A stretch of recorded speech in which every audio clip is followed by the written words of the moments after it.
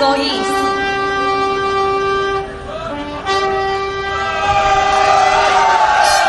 大家晚上好，谢谢大家今晚抽空来我们工人党的群众大会。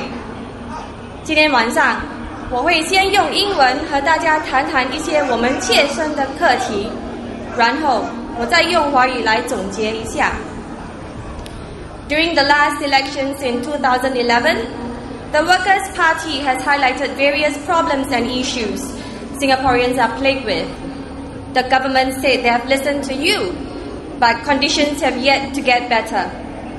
But on the bright side, the government is at least trying to solve the problems they themselves have created through numerous bad policies.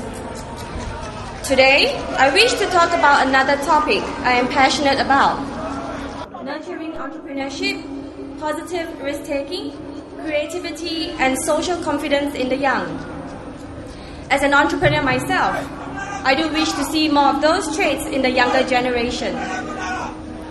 Singapore has been ranked as one of the top, if not the easiest place to do business for the past many years. The government has undoubtedly invested and set much resource to encourage entrepreneurship and startups over the past decade. Yet, comparatively to such input, the creation of knowledge and production of creative goods and services, known as the Innovation Efficiency Index, ranks Singapore a low 94th. Although the focus for Singapore is to move towards a knowledge-based economy, the government cannot just look at economic growth as an end goal. They also have to look at our economic structure to serve Singapore sustainably. We still need local businesses that cater to local needs, that hire locals at decent wages, that provide quality goods and services for locals. Homegrown brands like BreadTalk, Yakult, and Charles & Keith are now an international brand. They are all success stories, and they all started from a single small store catering to the local needs. I believe we have many talented young people who are passionate about non-technology intensive businesses like food and beverage and in hospitality. Thus, it is important that financing support should also be given to such startups and young SMEs on a larger scale. We look at many challenges when one starts a business. Apart from increasing the scope and depth of finance schemes to startups, can the government do something about skyrocketing rent that many businesses have to grapple with? I speak firsthand for industries such as the retail industry and the F&B industry. I started out straight from university, opening a gift store in 1999, and with a lot of hard work, expanded to a chain of retail stores. Just one of the stores' rental cost almost $20,000 per month. Haven't graduated for long, and at the age of 23, the amount of stress I had to deal with was quite intense. I decided a few years after I sold that company, I decided to open a small bar in 2004, intending for people to come in to relax and have a couple of drinks after a hard day's work. But after my initial 2-year contract, the landlord, upon renewal, decided to increase the rental by 300%.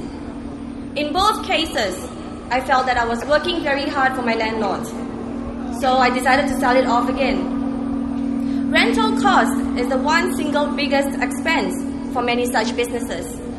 Even a push cart in a shopping mall occupying just 2 square meters costs between $2,000 to $3,500 a month. After you include a 2-month rental deposit, it is very daunting for budding entrepreneurs who do not have much capital to even think about starting a business. And existing businesses also struggle with rental constantly. I always joke that, like my age, rental always goes up but never comes down. So high rentals also put pressure on other aspects of the business, such as wages, investment in machinery, and investment in productivity. Often small business owners simply have no choice but to choose cheap labor, foreign unskilled, local unskilled, part-timers, etc. Not because they like to, but because there is simply not enough left after paying rent. Because we can't afford appropriate wages, we are stuck with transient and low-skilled labor. because our labours are unskilled and transient, we can't invest properly in their productivity development. The workers also know this and approach the job as a dead-end one. High rentals not only drive but further aggravate the low productivity and service standards. This is most severely felt in service and F&B sectors. If the government is able to realize that this is a very real problem, then they should do something tangible for businesses in these sectors. Perhaps government-linked mall operators can set aside a certain quota to charge a more affordable rent for local businesses and brands. Charging a local business or brand the same rent as that of an international brand such as Chanel or Kate Spade is simply not a level playing field for local businesses. I understand it all comes down to dollars and cents for the operators, but we have to look beyond that if we have to start nurturing entrepreneurship amongst us. Paco, a Japanese company, currently helps incubate our local designers in their Marina Bay Mall. If a Japanese company is willing to invest in our young fashion entrepreneurs, then what is stopping our own GLCs? Or the government could also consider giving incentives to the private operators in giving priority or certain concessions to local businesses. I believe that Singaporeans do not lack in their desire to start businesses. If they were aided in ways than just qualifying for government finance schemes and loans, I am sure Singaporeans would naturally be more inclined to venture into starting up their business. The government recently announced that they will spend $15 million teaching students to think like entrepreneurs because they believe that the issue is with the Singaporean mindset.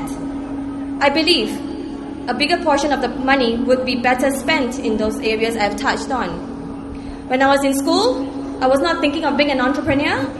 I certainly wasn't taught to be one, but I was willing to take risks and did not subscribe to the notion that to be successful, I have to be working for an MNC or in a government institution. What I believe could be nurtured in schools are one's creativity, social confidence, and risk-taking.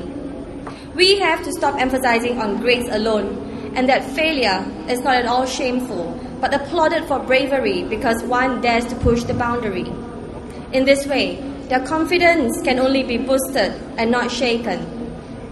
Dr. Koh speaks about wanting to teach people to fish instead of feeding them fish. That I agree.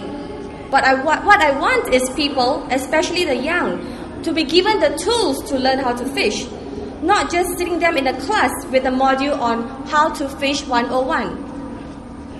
Moving on to other sectors, creation of more hotbeds of entrepreneurship would also boost creativity. Startup clusters could be created. Mini towns with affordable rental, filled with people from various backgrounds, filled with new ideas, developing new technologies, and creating new products. The SMEs contribute to 50% of Singapore's GDP and account for 70% of total employment. If we are really serious about achieving sustainable organic economic growth, the government must start recognizing that nurturing local companies of all kinds, technology intensive or not, is important, and is willing to create an ecosystem that supports our local entrepreneurs in realizing their business ideas. Lastly, I'm happy to note that Minister Khaw Boon Wan has recently announced that singles aged 35 and above are now able to buy a BTO flat. I am glad that Singaporeans like me are finally no longer discriminated in that area. Since rallies do not happen often enough for the government to listen to ground feedback, let's vote for Lee Li Lian into the parliament so that we can count on her to bring up more issues like this in the parliament. So come this Saturday, vote for Workers' Party, vote for Lee Li Lian. 现在让我以华语总结一下，我相信在座的长辈们，你们都会很关心自己的孩子将来如何自力更生，闯出一番事业。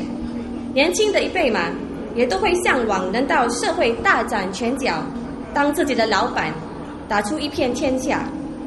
虽然政府过去多年来鼓励我们创业，可是拨款鼓励创业时，政府的眼光都只狭隘地注意到生物医学，信息技术的专门领域，对传统工业都裹足不前。